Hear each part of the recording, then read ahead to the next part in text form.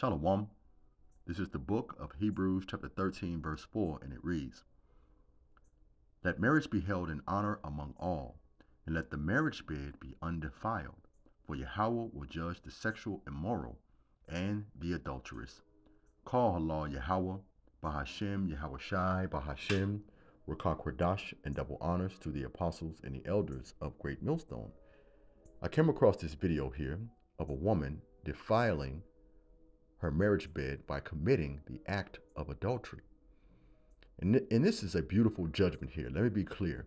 This is the judgment that awaits you adulterous jakes, male and female, because we know in the house of Israel, these jakes in the world, they take pleasure, they salivate at the thought and the act of committing adultery.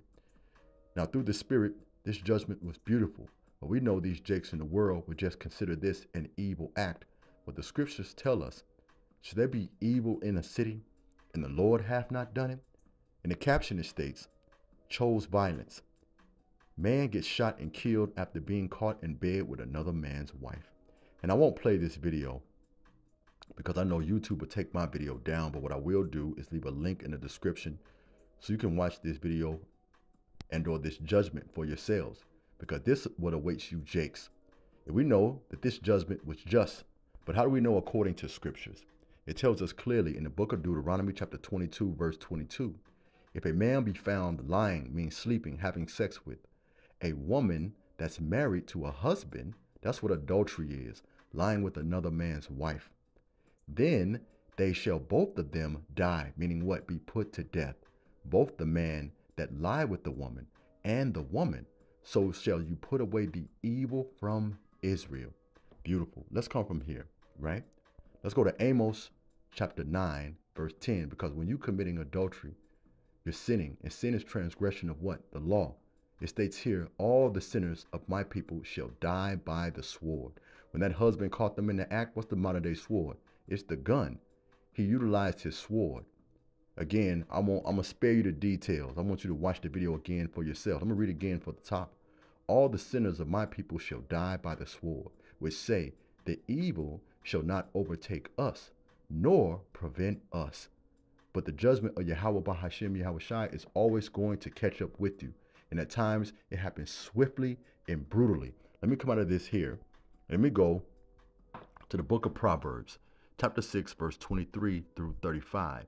And it reads, for the commandment is a lamp and the teaching a light. These commandments, they guide us. They instruct us. They keep us from going off.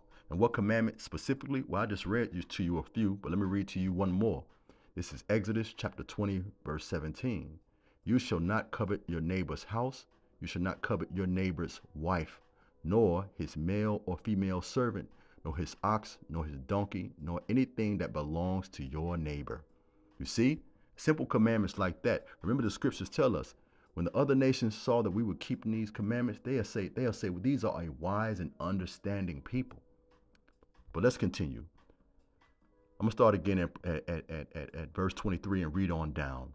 Proverbs chapter 6, verse 23 through 35. For the commandment is a lamp and the teaching a light, and correction and instruction are the way of life, keeping you from your neighbor's wife, from the smooth talk of a wayward woman, meaning an adulteress. Do not lust in your heart after her beauty, or let her captivate you with her eyelashes. Remember, the scriptures tells us, sit not at all with another man's wife in the book of Ecclesiasticus.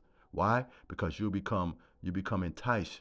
You'll be tempted. You know, I know we got to work in the world. I work around other men's wives, and I try to keep that conversation brief as possible. They might think I'm weird at times, but it saves my soul. It keeps me from going off. Verse 26, for a prostitute can be had for a loaf of bread, but another man's wife preys on your very own life.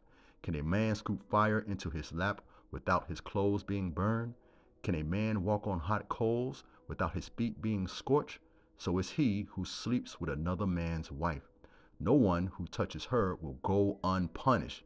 People do not despise a thief as he steals to satisfy his hunger when he is starving.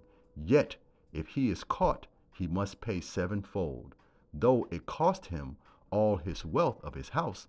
But a man who commits adultery has no sense. Whoever does so destroys himself. Blows and disgrace are his lot. And that's what this man receives here. Blows by way of that sword. Blows, and I'm going to read it again. Blows and disgrace are his lot, meaning that's what he's going to receive.